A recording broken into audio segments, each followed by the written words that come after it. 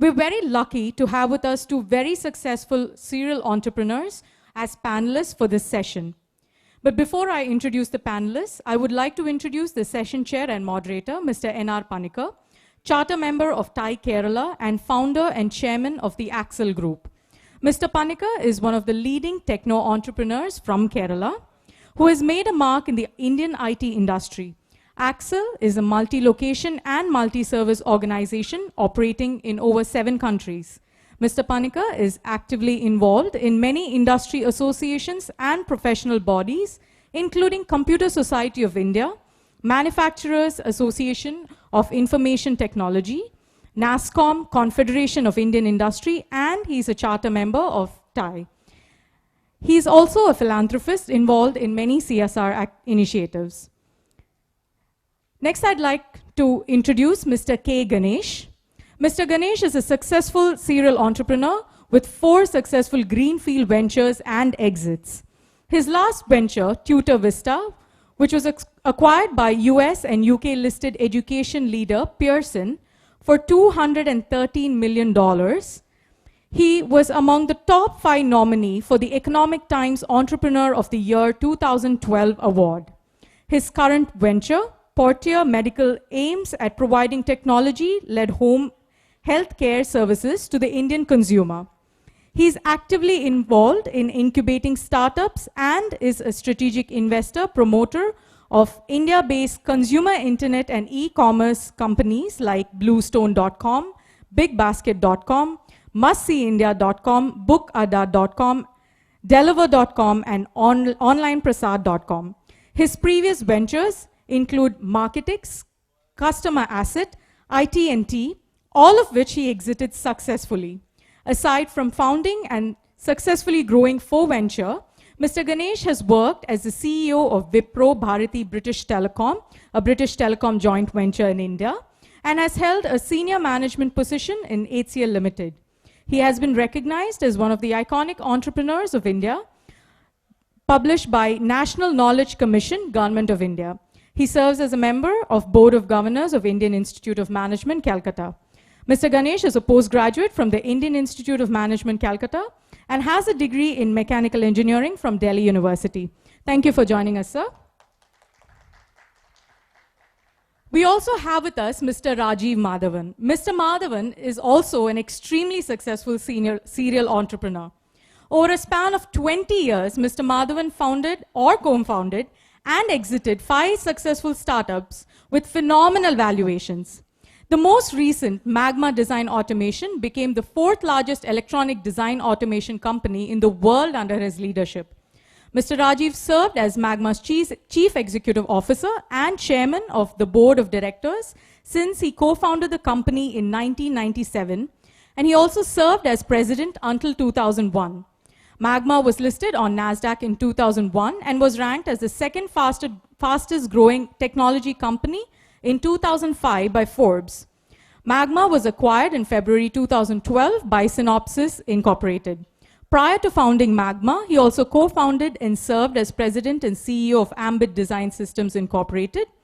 He also co-founded and served as director of engineering of Logic Vision Incorporated, Auto ESL as well. Recipient of Red Herring Top Innovator 2012, Lifetime Achievement Award at NITK India, and various awards as well. He's an active angel investor and was one of the first investors in Hume Networks, Virident, APG, Reflection, Robin Systems, ZeroSoft, CoDesign, and Sabio Labs. Mr. Madhavan received a bachelor's degree in electronics and communication from KREC Surathkal and a master's degree in electrical engineering from Queen's University, Ontario, Canada. Thank you, sir, for joining us. Over to the session chair. It's already 1:15, but this particular session was conceived as, this last session and this session have been conceived as the most important session of this conference actually, because there are 2 different type of businesses, you know. We have seen Mr. C.V. Jacob or Kochausep and MP Ramachandran, they have been running business and then trying to grow the same business, diversifying and all that. Here there are 2 gentlemen, very well educated, all engineers and MBA, and Mr. Rajiv Madhavan, he is REC Suratkal and MS from Canadian University, and both of them specializes in growing companies and exiting the companies. Okay, this is what is their speciality. They grow and exit, and both of them exited so far 5 companies, and with very, very big valuation. The last company Mr. Rajiv Madhavan exited is for $1 billion, created for 5-6 years, and you create from nothing $1 billion company and sell it and get on to the next business. Look at Ganesh. He exited the last business, which was Tutor Vista. He exited for 1,000 crores. What is the Tutor Vista do? It is online tutoring. Okay, so he is in Bangalore. But this time I was particular that we need to bring Kerala into this whole gamut of entrepreneurship conference. So, in fact, even K. Ganesh has got roots in Kerala. His mother belongs to Chittoor, Tattamangalam. And Rajiv Madhavan is just, 2 kilometers from here. He studied in Rajagiri College, and his father was in excise department here, and his house is just opposite to South Railway Station, and he is in Silicon Valley, and a very, very big success story. Let me ask my question to Ganesh. Actually, I know Ganesh, he has been my colleague in HCL, so I never knew that he is going to start entrepreneurship, but then he got into entrepreneurship in early 90s. Can you just tell me your early days? How did you get into this entrepreneurship, and how did you get into this serial entrepreneurship? How did you get into a situation where you learned that you can create a company, sell the company? How did it all happen? Can you just explain in the next 5 minutes? Yeah, so basically like Panikkar mentioned, both of us were colleagues in HCL, Hindustan Computers Limited at that time it was called. So this was days before there was any tie or any venture capitalist, and first generation entrepreneurs was not really known. At that time, starting a business means any business or anything, you need to have a factory, you need to have land, and you need to have a chimney, and the smoke should come out of chimney. Okay, right? If the smoke comes out of chimney, your services business did not really exist. Okay, you had chartered accountant and lawyers, but that's not business. There is no ID source. So that was really the background. We were in HCL at the time. HCL was a small company, and HCL did not have any systems, processes, or procedures. A lot of people, when I say that, say even today HCL does not have systems, processes, and procedures, but it's a very large company. So there, after working for 5 years, I thought that I am actually doing everything on my own. There is no guidance, there is no manual, there is no systems, organization, support.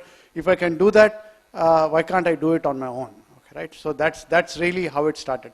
Obviously, I come from a lower middle class family. Nobody in my near and dear, the distant relatives have been in any kinds of business, including even a small shop. Okay, right? So there was a major pressure at that time. When you're starting a business, means you couldn't get a job.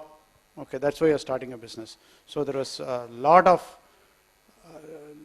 resistance from my mother. Okay, right? More importantly, from my mother-in-law, because one of the reasons why she allowed her daughter to marry me was because I'm an engineer and I am Calcutta. I had a good job and even had a car and a telephone in Delhi. In Delhi at that time, if you have a telephone, then you are arrived. Okay, right? So at the place where I used to stay, there used to be a 20-year waiting list for telephone. But because I was in HCL as a manager, they gave me a telephone with a job required. So that is a great result. So the biggest resistance came from my mother-in-law. So that is the background with which it started. The idea was that we didn't have capital, so we went into what Panikkar knows very well as annual maintenance contract for personal computers. At the time, PCs had been launched, so we used to go to companies and say, I will take care of maintain your PC for next 1 year, you give me insurance company. We knew about that business, so we started with that business. That's how we started. The entire VC thing was not there, and the whole objective at that time was not about exit, was not about scaling. The only objective was at the end of the month, if I have enough cash flow to be able to pay my expenses, then I am a success. The venture is a winner if you have enough cash flow to this. Nobody bothered about profit, EBITDA, multiple, and none of it that's there. And that is the way we started. So first milestone was I should be able to pay my expenses. Next milestone was I should be able to pay expenses and take some salary. And in the third year, we reached a stage where I was earning as much salary as I was earning when I left HCL. So at that time, I said I have arrived. So that really is a brief background. We'll talk about serial entrepreneurship later. I want to. Yes, Rajiv, can you just tell the audience, how did you got into this entrepreneurship? So, I am very similar to Ganesh. My family here, which is just about 2 kilometers away, I have a mother who is not at all interested in entrepreneurship. She kept on saying until 2005 that I'm changing jobs because I cannot keep a job. So that was her take on it. My dad was very encouraging in everything I tried. Irrespective of anything, he would stand by and give me the push that I needed. So my first business actually turns out I always say this, was in Kerala. In my 10th grade at Rajagiri High School, we used to take a bus from Panambali Nagar and go to Kalamasheri. I used to run a comic business. I had comics in my backpack. Everybody to read it had to pay 25 paisa for reading. It was my first business.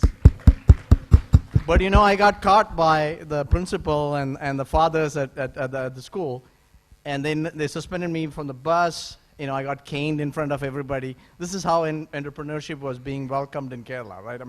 It's just completely different than Silicon Valley, where if you see an entrepreneur kid doing that, you'll get all the recommendations. Here, I clearly got the wrong end of the stick on that, literally. And after that, I went to Surathkal. Again, I did not study much. I landed up in Canada. And in the Canadian schools, especially the Queens, we had a lot of kids who were from Bell Northern Research at the school doing their PhDs.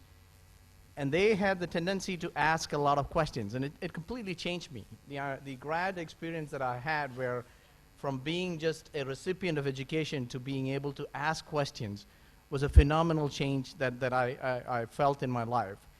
Subsequently, I joined a company called Bell Northern Research. I did a product. Purely by accident is how I got into chip design and automation. And that product, we tried to take it out as a startup and do a company in Canada. And at that time in Canada, this was in 1991, there was no venture capital. It's almost like India is now. There's a few venture capitalists who understands a little bit. And we went and met with Toronto Dominion Bank, CIBC. These all had some venture arms. They really did not understand. At the same time we were pitching that, there was another company called Synopsys which was pitching the same idea in Silicon Valley. They got funded. We did not. But a year later, I moved into Silicon Valley. I came on an assignment from BNR into Cadence.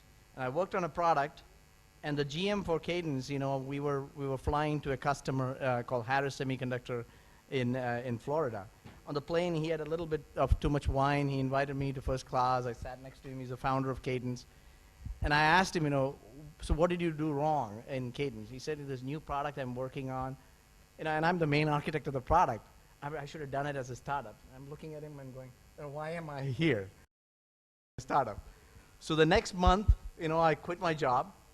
There were a couple of other co-founders from Bell Northern Research. We did a company. But it was actually that spur of the thought. You really get into that culture of startups because you see a lot of people doing that.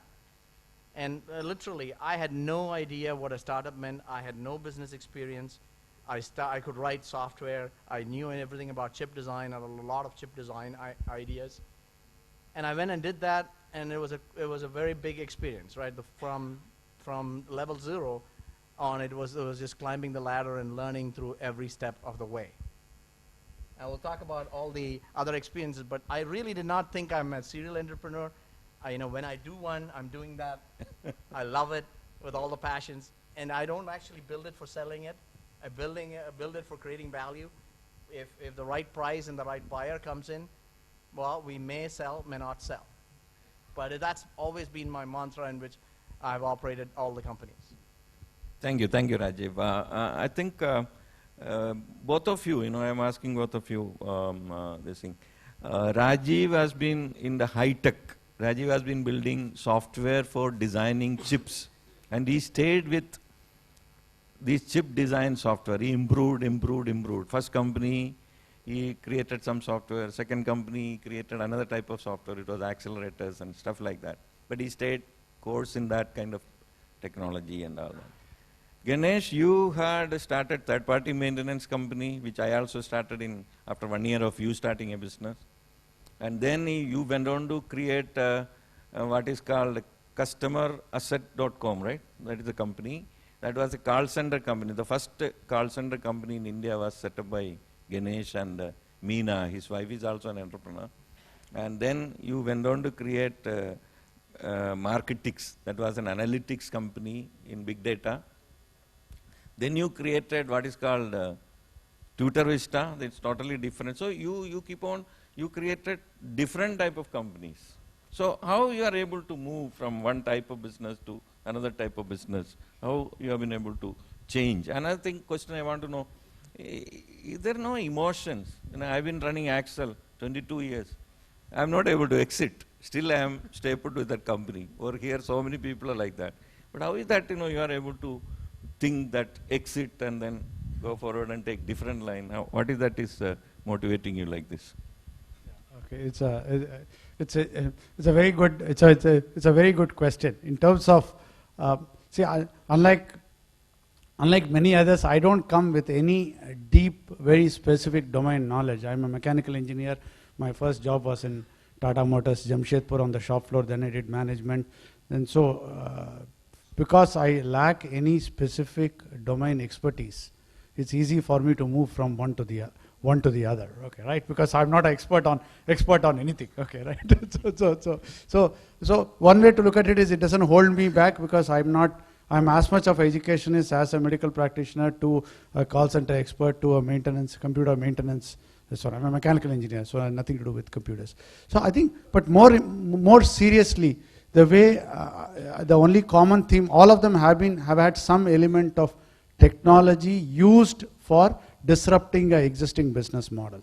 I think that has been a common theme. So the idea that I followed, if I were to look back and say what is it that made me do completely different domain and sector, is take a problem which is a large problem and try and solve it in a new way, in a disruptive way, using technology, so that you have an unfair advantage. Let me explain a bit what I mean by that.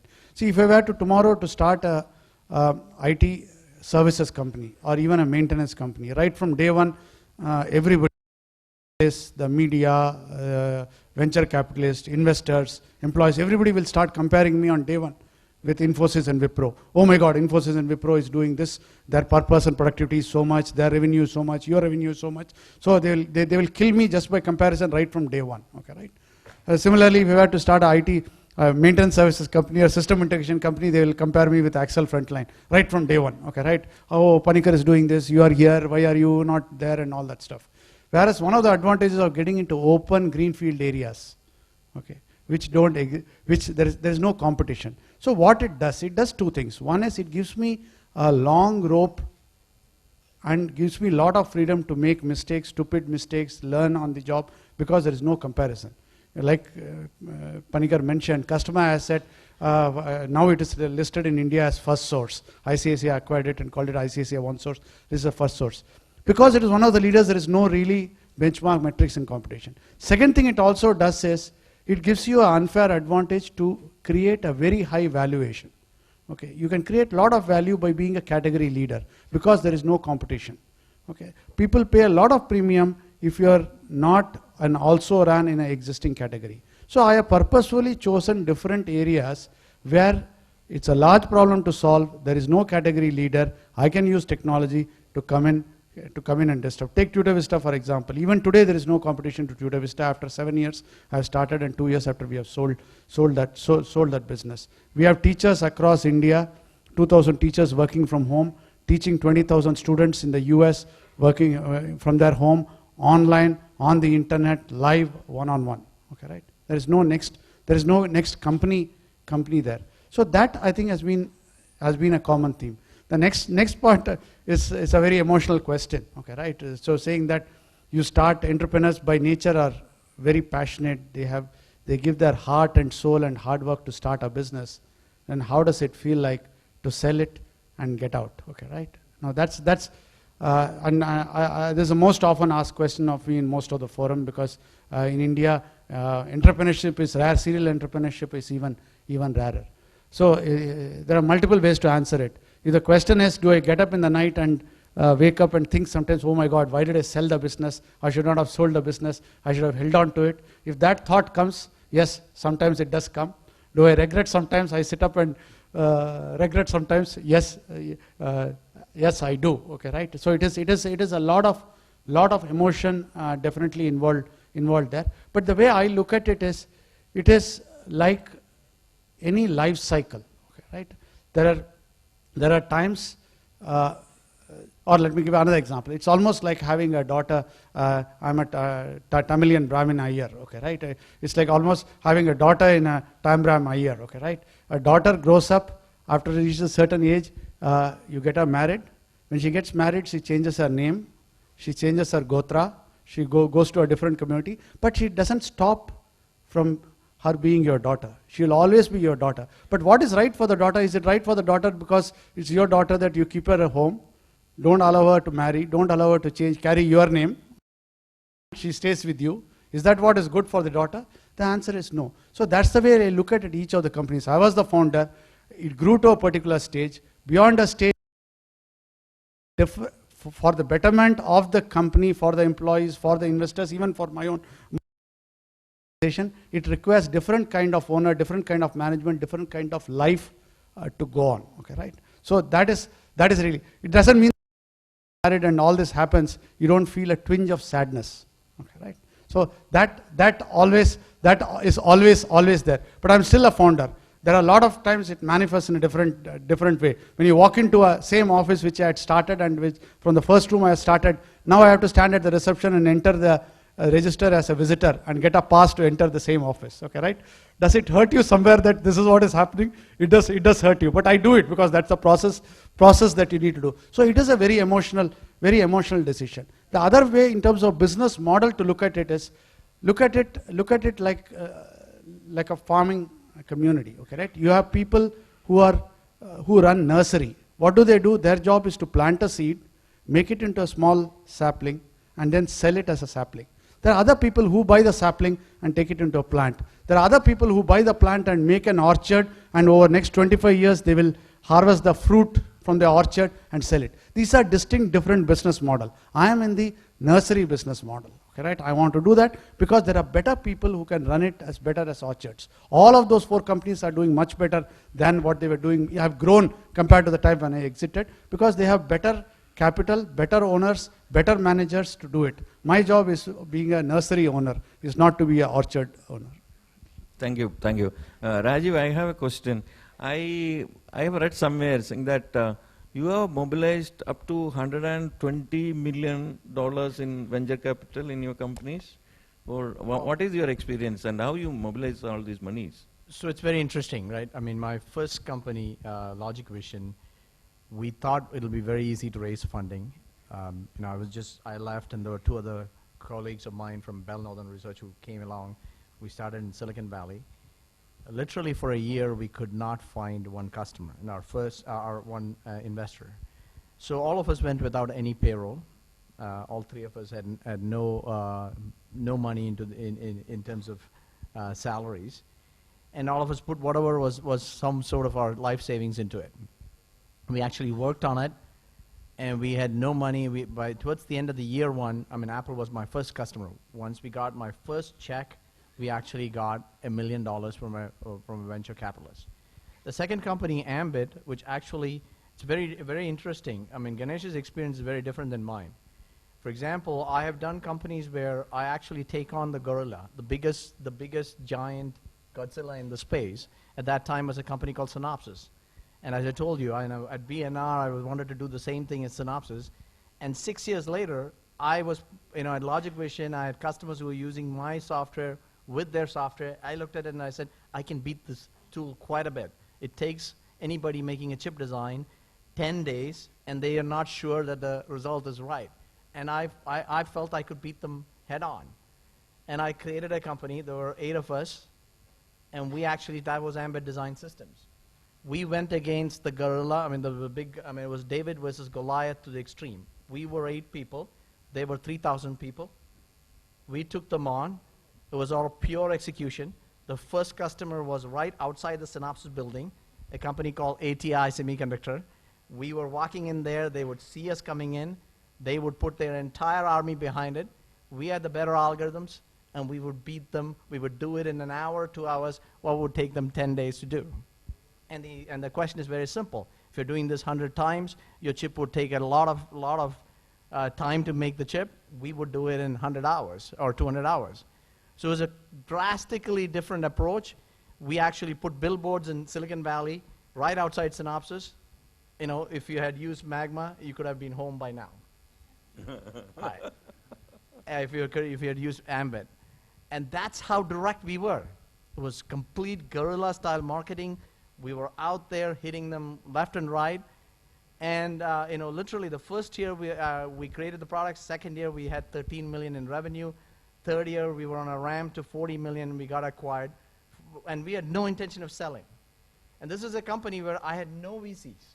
Oh. I mean, the first $750,000 was raised from Indian angel investors. Most of them were Indians, Conwell Rickeys of the world. A lot of Indians had actually put $10,000, $20,000 into the company. I had 40 private investors in the company. So if I met somebody, I would ask them, please give me $10,000. And we funded it, and only after the first product and the first customer was there, we took our first round of money. Because it was very, very difficult. As a result of that, about 80% of the company was owned by the employees. When we sold, we had 41 people. Even the administrative assistant who sits in the front desk was a millionaire. So it was one of those exits where everybody in the company did extremely well. And right at the end, after that company, the next one, Magma, we were trying to raise money in 1998. And as you know, those are the internet boom days. I wanted to raise $1 million. I had $4 million asking to put at the same valuation or 4 times the valuation just to give the same amount of dilution. So we took a hell of a lot of money. And it was a startup built in 98 to 2000. Money was being thrown at us, literally. And again, it was a different, it was not like my previous company. This was something very unique. We were doing some other way of doing chip design. And it was completely different in terms of the technology that was out there. So that was a very different experience. We raised a lot of money. We started out attacking in every part of the world because it was a new way to do design. We needed a lot of people on the ground to teach our users how to use the design process, right? Because it's like everything you've learned till now is wrong. This is the new way to do it. So we had to start offices in Japan, Taiwan, Korea, every place in the second year. So we took $100 million, and right in the first second year, we wanted to go public because we had the revenue, we had the growth, but in 2000, the economy tanked. And so it took us a little longer. In 2001, right after 9/11, we were the first IPO. We were the most successful IPO in 2001. But it was a company where cash was not a big issue we could raise money by just making 10 phone calls. It was literally a very big different experience. And part of it is because I'd done 2 successful companies, and part of it was the time. 98 to 2000 was one of those periods where everything and anything got funded. Okay, thank you. See, now I am told that, or generally people think that 80% of the businesses fail in this kind of environment. You have a technology startup or you have a service startup and all that. History says that 80% fail. What is your success ratio in the business? I understand you have succeeded in all the ventures you have created. What is the no, I think no. That is a very generous, nice statement to make. No, we have been fortunate that all the 4 companies that I started have had very good successful exit. The 5th one we just started, so the jury is still out. There's more time, so it's 4 out of 4 in the past, and the fifth one running.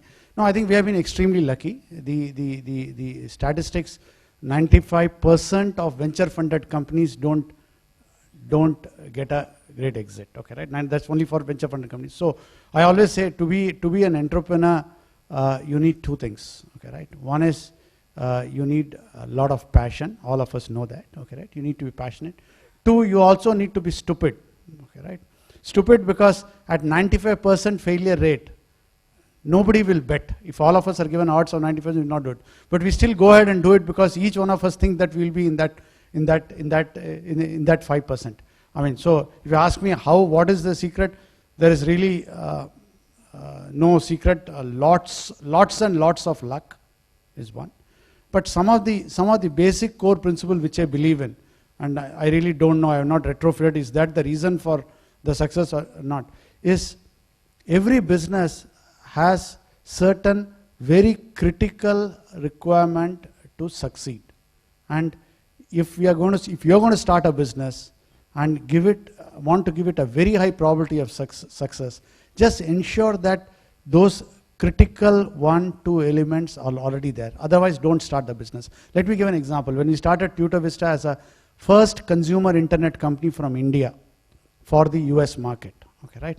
The consumers are US students. It is online, 100% online, virtual internet and consumer internet from India. Now, I have for my entire life lived, worked, studied in India. I have never studied or worked in US. I visited US 6, 7, 8 times at that time. Okay, now I would have visited 15 times. Okay, right? Now, how do you start a consumer business for a US consumer, US student, US parent sitting in India without having any clue? Okay, right? But if you want to do that, I decided and this is in internet. I'm not an internet person. Now I am because of TutorVista and all the other businesses post TutorVista. I said, what is the critical factor before I put 1 rupee of mine or $1 of mine into this business? We said we need somebody who understands US market, who has lived in US, who understands US. Two, somebody who understands US internet product, okay, right? Product development, okay, right? Not the people who are in IT services in Infosys and Wipro. That's a completely different thing. You need to understand internet product. So unless and until I get these two, and the third thing is to build a consumer brand in US requires huge amount of capital, okay, right? You can't build a consumer brand in any market, leave alone from India and the US market. These three we said are critical.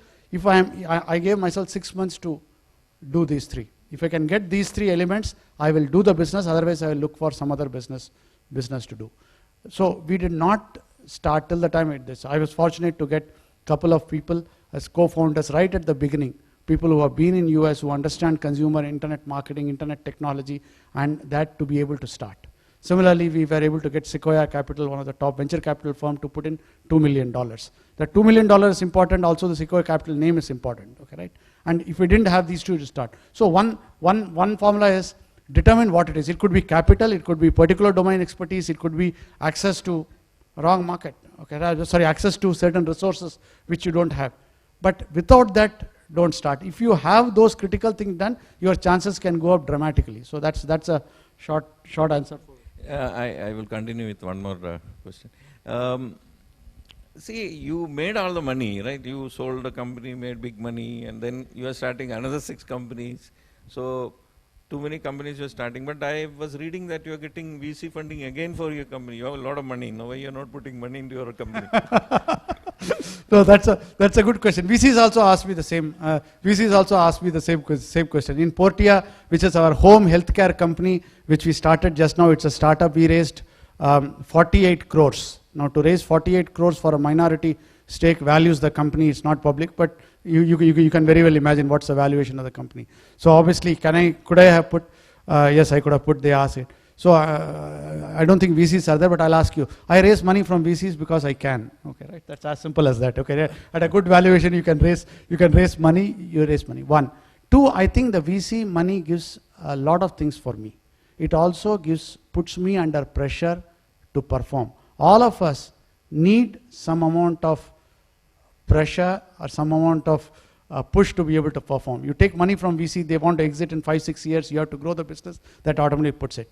2, it also puts very strong governance systems in place, because from the VC side, the people who come on our board brings a lot of value add. 3, it professionalizes the company. They don't see it as a K Ganesh and Meena Ganesh company. It's a professional company. It gives me ability to be able to attract top talent, which perhaps I would not to the same extent be able to attract. And it gives lot of networks. That is what it is. I mean, if I didn't get this valuation, would I have would I put my money? 100% I would have put my money. At a low valuation, I would rather put money. At a high valuation, I would rather take money. So at some point, you're a buyer. At some price, you're a seller. Okay, right? That's really is the thing. Diluting for capital money always is good, because this is execution. Home healthcare is execution play. We are already in 5 cities. We want to be in 10 cities. It requires a lot of capital. It's always nice to get it. Rajiv, what do you do nowadays? What is that you are doing currently? So currently, I do what I would call as basically innovation-driven venture capitalism. So I'm actually participant in 3 companies. I have 3 startup companies that I do the first round. I incubate them, and I run that. So I've seen about 100 proposals made to me in the last 1 year. And during that 1 year, since I've sold, about 18 months since I sold Magma, I have invested in 3 companies. I actually go and spend 2 days, 3 days. In the first company, we completely changed the product. The idea was later on, the idea that I'd come, it's actually half the team is from Google and half the team is from chip design. And you would ask chip design and web automation and machine learning. Well, we actually are combining ideas and algorithms from 2 segments and putting together a very unique setup of technology. The product has just been out, and like Ganesh was saying, I do the first round. The second round, I bring in some element of venture capital because the need of putting the right structure in place. It should never be seen as Rajiv Madhavan's company, etc. It's about the key technologies you bring. At the end of the game, you are a silent player and you're just a coach. And you have to be able to do that in any of these companies in the current role that I'm playing. You may participate. I spend 2 days a week in all 3 of these companies right now. First one is reaching a point where I can reduce the time, but I clearly want to actually bring in the right amount of venture capital in subsequent rounds. And dilution is important thing to control, but having said that, 100% of 0 is still 0. I keep telling this to people. You need to increase the value of the company, and the venture capitalists, sometimes your customers investing in your company, all of that gives you the value that you need to increase your perception within the market. And ultimately, when you launch the company, it should be seen as bigger than what the company is. And all of that is helped if it is seen as XYZ Capital is an investor in you, and it's a very big, large amount of backing behind the company. Even if they've only written small checks, the fact that they can write big checks is a very important element of that imagination of potential customers, potential press activities, and every aspect of the market launch. So that's what I'm doing. 3 companies I've got, and I'm planning to do that right now as well. We have around 20 million that I'm personally investing, $20 million, and there are 3 of us, and so we do about 60 million in investments in this unique. Do you consider investment in startup companies in Kerala? I have not looked at something in Kerala, and I'm actually, tomorrow will be my first time I'm visiting the startup village. I actually, I'm a very good friend of Arun Kumar, and Arun has been telling me that I need to go and spend some time in Kerala. I listened to some of the panelists before. If I'm a venture capitalist, or for that matter, running a startup here, I probably will be a failure given the bureaucracy and things that you have to deal with. But having said that, I really want to understand what is there, and again, in my DNA, it's more about trying to understand at the bottom level what the pieces are, and can I then bring the pieces together to form some sort of venture value into those companies. But Rajiv, let me just give my 2 cents here. I think your perception will completely change. You must invest in India and you must invest in Kerala. Okay, right? Okay, right. So I'll tell you why. No, the bureaucracy, because you have been away for some time. Okay, right? Absolutely. Okay, right. You don't see. For us, we were born into this bureaucracy. Okay, right. We have studied, we have grown up in this bureaucracy. We have made successes, whether it is our companies or other companies, whether it's Redbus or Flipkart or whatever you may take. We have all, Axel, for example, all of us take bureaucracy as granted, and we are able to work very comfortably as you are driving in El Camino Real or 101 or whichever is the highway, Yeah. highway in the valley. So please don't hesitate. Not here. All of us here are extremely comfortable with the bureaucracy, and we know how to work the bureaucracy out. We have created success. In fact, it's the other way around. If we didn't have the bureaucracy, we might actually be lost. So it's actually. So it's interesting that you point Do that you out, agree? right? All of you agree? Yeah. I came to Bangalore early this week. I was with the founders of Flipkart. We're spending some time. I'm actually, trying to spend time to understand the business here before I invest in anything here, right? I mean, you need to understand what it is. And again, ultimately, I invest in teams. I invest in the person and the team. The idea may be, 90% there, 60% there. That I'm more comfortable at taking that early risk. But I really need to feel that team has to have the passion, the energy, and the desire that while a lot of people will tell you that in startups failure is an option. Failure is not an option. I make the speech to all the employees from day one, right? You cannot go in with the perception that failure is okay. I need to win 100% of the battles. There is no territory that I would give to any of my competition.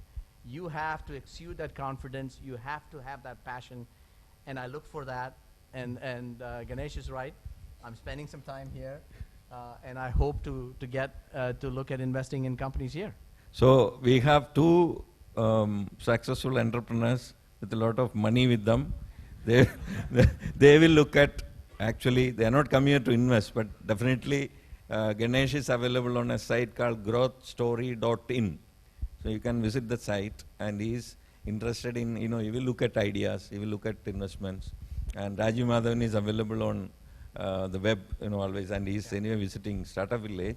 I think now that time is up, and I would like audience to, if you want to ask any specific question, I think we will have 10 minutes for that, and then we'll close it off because time is very, very late. We are running late. Anybody? Any questions? I just want to tell you that here, if you really look at Ganesh is not IT. He's not IT entrepreneur at all. What is he done? He has created business. First business was something related to IT. I mean, it was IT, computer maintenance and all that. Afterwards, he had started call center. Call center is not IT business. Call center is consumer business. It is only banks use call center. Everybody uses call center today. So he's a pioneer in creating a call center. In fact, even you want to sell some product, you will use a call center, right? So he created that. And marketing was a marketing enabling company. It has nothing to do with IT. He never created any IT company.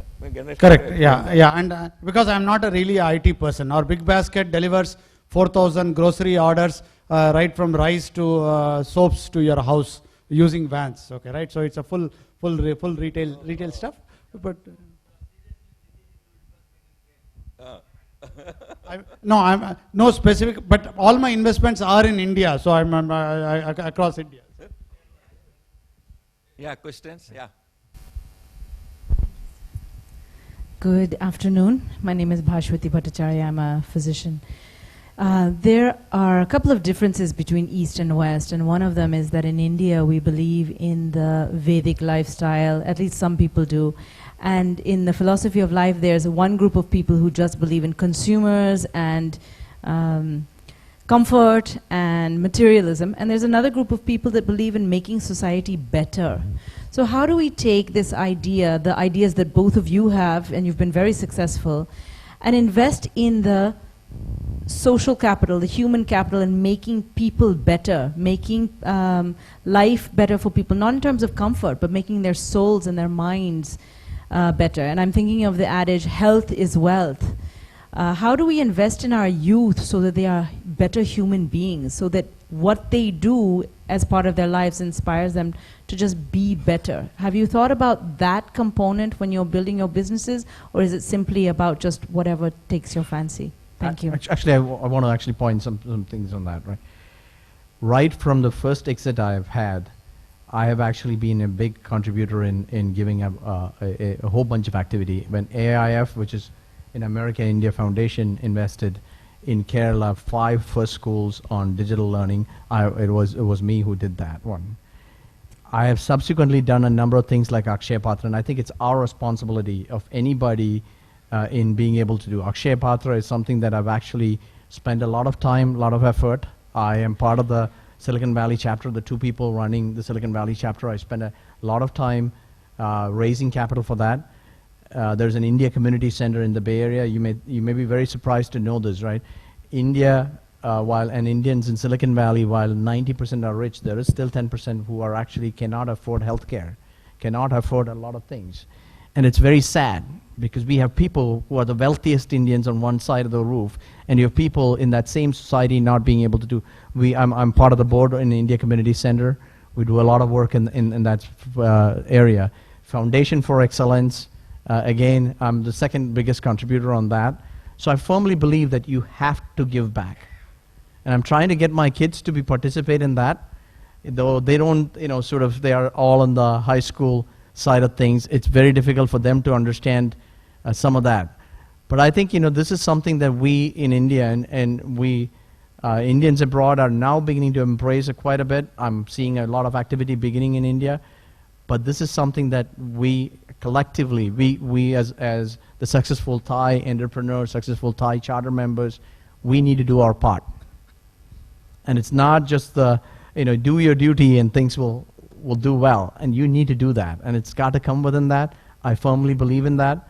And I think you raise a wonderful point that we absolutely as human beings need to do that. It's a call of responsibility. Is that you asked or something? Yeah, okay. Yeah.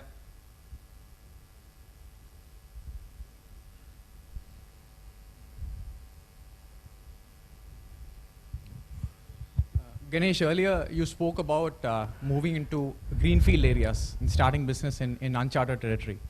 Now, as an entrepreneur who's probably away from the typical tech field, if somebody is looking to move into such a space, how different is the journey?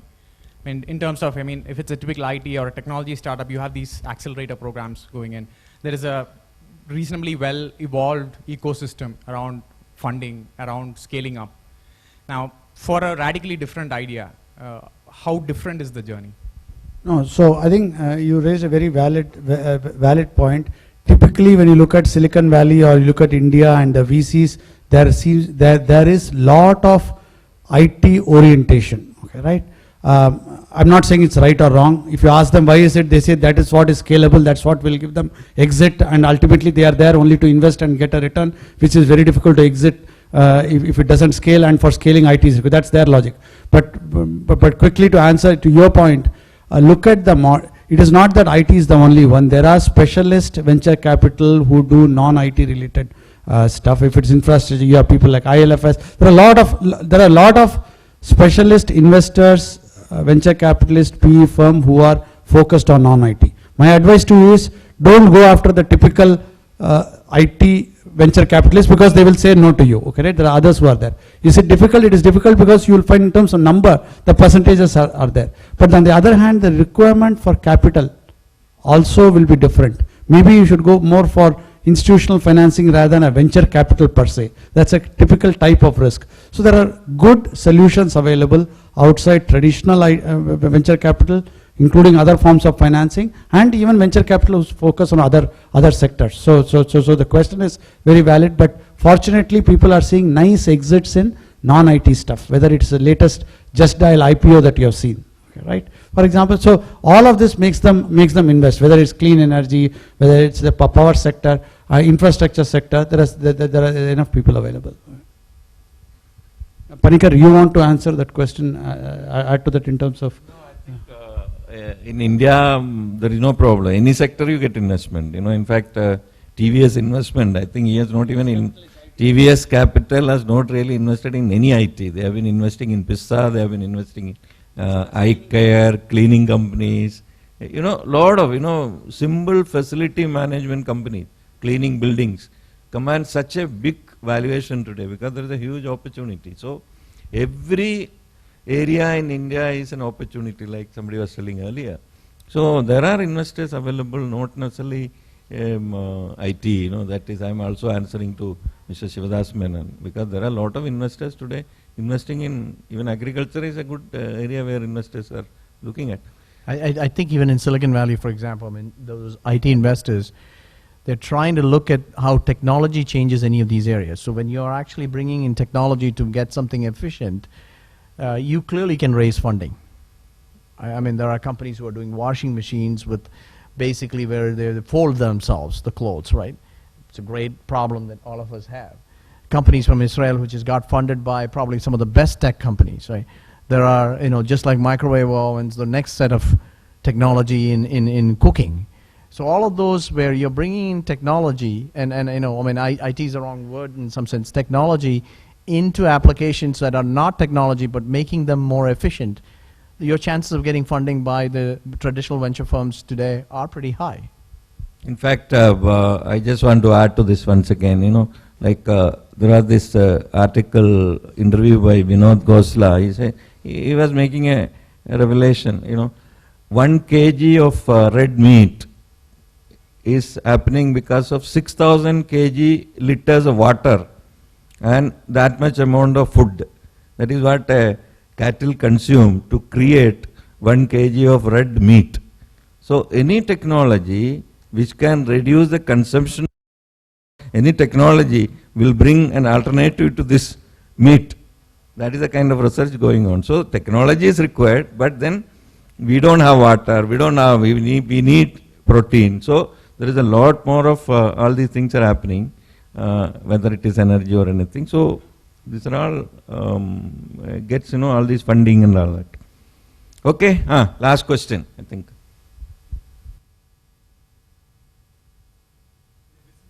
Want to expand, how do you decide on the time and when to get and where to help?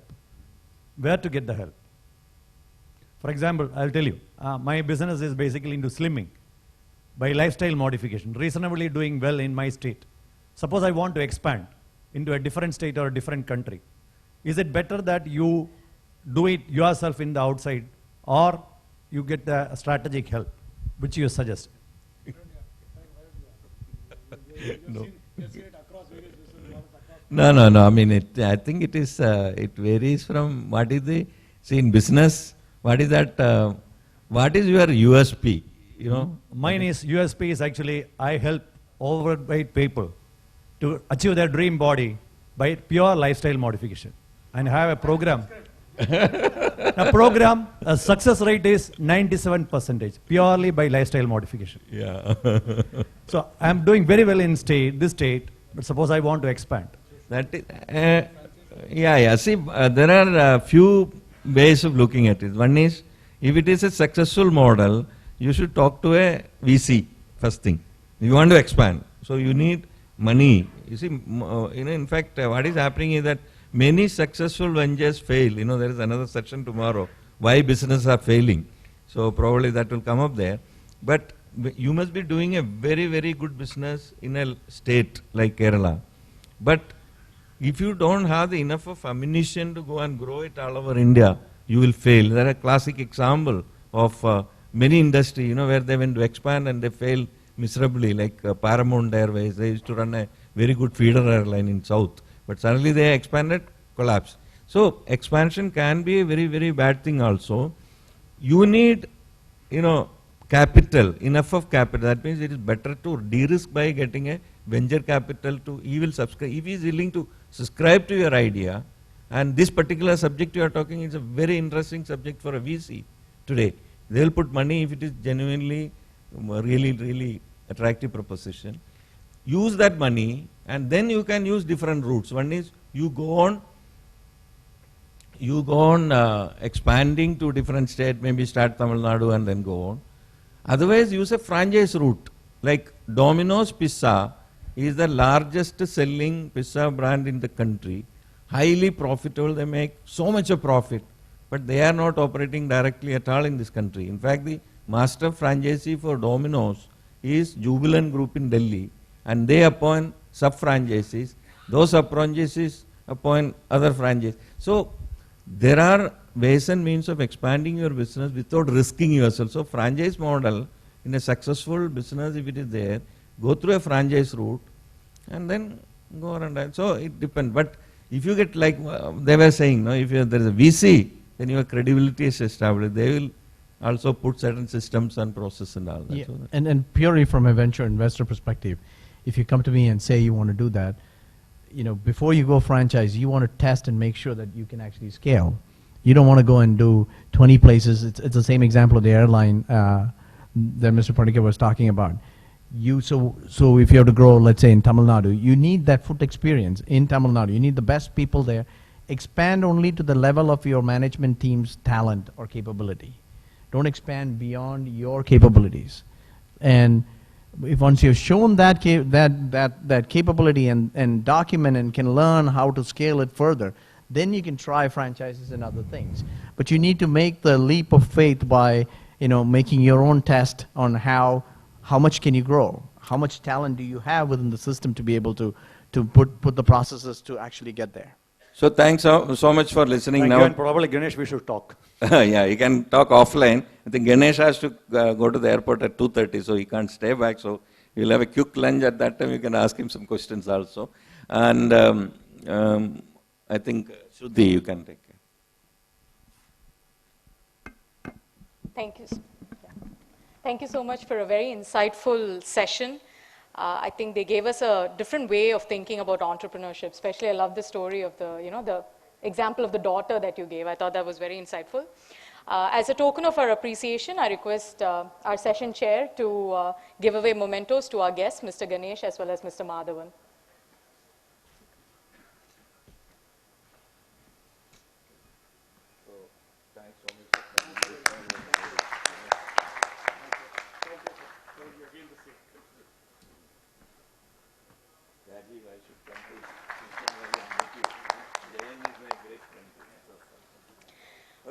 So we'll break for lunch now and meet back in 30 minutes.